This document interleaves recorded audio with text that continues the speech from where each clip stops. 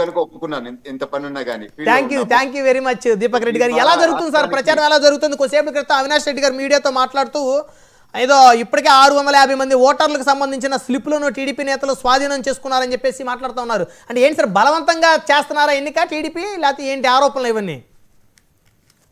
నేను దాని కొరకే ఈ రోజు టైం తీసుకొని మీ డిబేట్ లో రావటం అండి. సార్ నిన్నటితో ప్రచారం 5 గంటలకు ముగిచ్చింది. వాస్తవాలు ప్రజల ముందు పెట్టాలా మీ డిబేట్ ద్వారా అనే ఉద్దేశంతోనే నేను ఈ రోజు రావటం జరుగుతూ ఉంది. వైఎస్ఆర్ పార్టీకి సంబంధించిన వాళ్ళు కేవలము రేపు ఓడిపోయిన తర్వాత ఏ విధంగా వాళ్ళు పరువు కాపాడుకోవాలా అనే విధంగా ఒక ఆలోచనకు వచ్చి రకరకాల దుష్ప్రచారాలు ఏదో ప్రభుత్వం చేస్తుంది అని అన్నారు. కొన్ని వాస్తవాలు నేను ఈ రోజు తెలపాలనుకుంటున్నాను.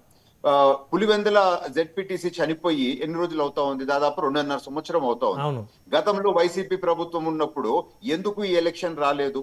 ఇప్పుడు అదే విధంగా సేమ్ ఒంటిమిట్టది కూడా 1.5 years బ్యాక్, 1 year బ్యాక్ ఆ రెసిగ్నేషన్ కూడా జరగటం అవుతుంది. అండ్ త్వరలో మనకి లోకల్ బాడీ ఎలక్షన్స్ రాబోతున్నాయి. వైఎస్ఆర్ పార్టీకి సంబంధించిన వాళ్ళు ఒక పక్కా ప్రణాళికతో కంప్లైంట్ చేసి కేవలము ఈ 2 ఇప్పుడు ఉప ఎన్నిక వచ్చే విధంగా వాళ్ళు పావులు కలిపినారు. ఎందుకు అనంటే ఇది వాళ్ళ కంచుకోట, వైఎస్ఆర్ పార్టీ చనిపోలేదు అని నిరూపించుకునేదానికి ఇక్కడ గెలిచి ఒక మెసేజ్ తీసుకోబోవాలా అనే ఒక ప్రయత్నంతో, ఒక కుట్రతో వీళ్ళు చేసినది. సో 6 నెలల్లో మళ్ళా 8 నెలల్లో మళ్ళా లోకల్ బాడీ ఎలక్షన్స్ వస్తున్నప్పుడు ఈ టైంలో ఇది రావాల్సిన అవసరం లేదు. కానీ దాని వెనకాల వాస్తవంగా జరిగింది ఇది. ఇంకొక 2 అంశాలు చెప్తాను. నిన్న ఒంటిమిట్టలో వైఎస్ఆర్ కి సంబంధించిన వాళ్ళు ఒక పెద్ద ర్యాలీ తీసుకున్నారు. ఆ ర్యాలీకి పర్మిషన్ లేదు, మేము అబ్జెక్షన్ కూడా పెట్టినాం. అయినా కానీ ఆ ర్యాలీ జరిగింది.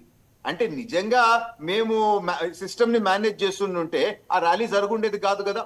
ఈ రోజు ఒక బూత్ లో ఇప్పుడే మా నాయకుడు ఒక ఆయన వచ్చి కంప్లైంట్ చేశాడు, గ్రామంలో ఉండే ఓటర్లు 3 బూతుల్లో డివైడ్ అయినారు అని చెప్పి. సో మేమేమన్నా వైఎస్ఆర్ వాళ్ళు మేనేజ్ చేసి మాకు అన్యాయం జరిగిందని అనాలా? ఇట్లాంటి మాటలే వైసీపీకి సంబంధించిన వాళ్ళు మాట్లాడుతూ ఉండరు. నేను దాని కొరకే ఈ రోజు వచ్చి ఆంధ్ర రాష్ట్ర ప్రజల దృష్టికి నేను తీసుకొని రావాలనుకుంటున్నాను. కేవలము వాళ్ళు ఓడిపోయిన తర్వాత రేపు వాళ్ళ పరువు కాపాడుకునే దానికి ఈ అలిగేషన్స్ చేస్తూ ఉండరు, కానీ మరొకటి లేదు. మేము ఈ రోజు అధికారంలో ఉన్న మా ఎంటైర్ 6 మంది ఎమ్మెల్యేలు, 3 మంత్రులు అండ్ అనేక మంది చైర్మన్లు ఇక్కడ మేము పనిచేసిన ఒక్కరిని కూడా లేనికుండా అందరినీ పంపించేసినారు.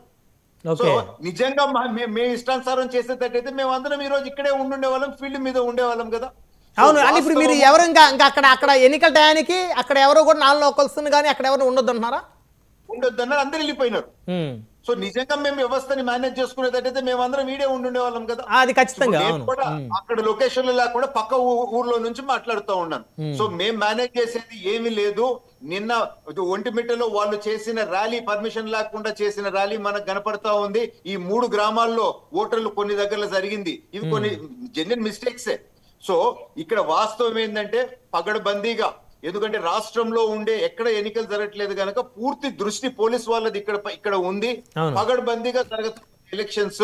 సో ఎటువంటి సాకులు వైసీపీ వాళ్ళు చెప్పినా అది నమ్మాల్సిన అవసరం లేదు. రేపు ప్రజలు తీర్పు ఇవ్వబోతా ఉండరు, తిరస్కరించబోతా ఉండరు అని చెప్పి మాత్రం నేను ముందే అంటే మీరు గెలవబోతున్నారు, మంచి మెజారిటీతో గెలవబోతా ఉన్నాం. 2 స్థానాలు. జగన్మోహన్ రెడ్డి కంచుకోట పులివెందుల కాదు అని చెప్పి అర్థమవుద్ది రేపు. అదే విధంగా 30 సంవత్సరాలు ఈ మండలము, ఒంటిమిట్ట మండలం ఎక్కువ పాత కాంగ్రెస్ పార్టీకి, తర్వాత వైసీపీకే ఫేవరబుల్ గా ఉండింది. ఇటువంటి మండలం కూడా మంచి మెజారిటీతో రేపు మేము బయటకు రాబోతా ఉన్నాం. ఎందుకు అనంటే ఇప్పుడు క్యాంపెయిన్ లో మేము చూసాను కదా, ప్రజలే ముందుకు వచ్చి మాకు ఈ సమస్యలు ఉన్నాయని ప్రతి ఊర్లో చెప్పినారు. ఆ సమస్యలు మేము చేసాము.